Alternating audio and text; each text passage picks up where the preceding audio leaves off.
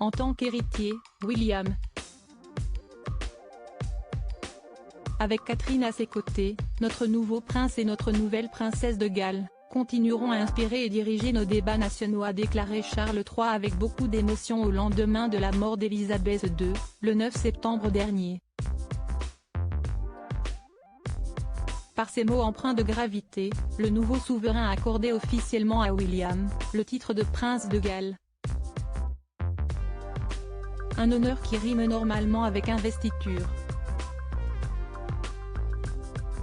En effet, en 1969, le prince Charles avait eu droit à une cérémonie d'un autre âge au château de Caernarfon, au pays de Galles.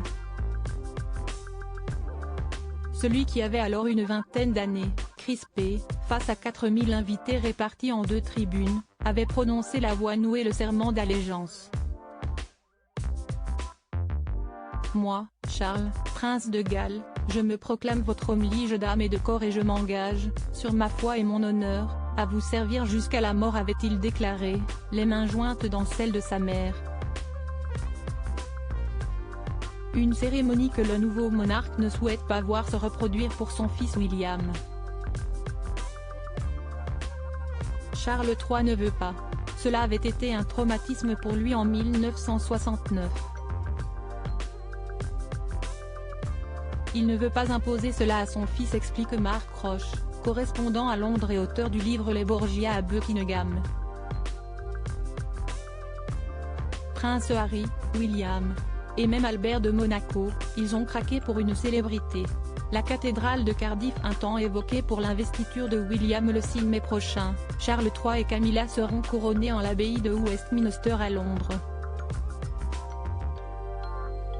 Un sacre que le nouveau monarque souhaite moins fastueux et plus moderne que celui d'Élisabeth II en 1954.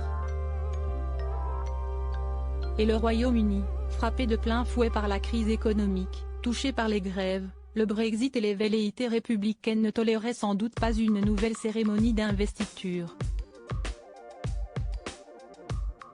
Un temps avait été envisagé un cérémonial plus moderne comme le rapportait The Express, pourquoi pas dans la cathédrale de Cardiff.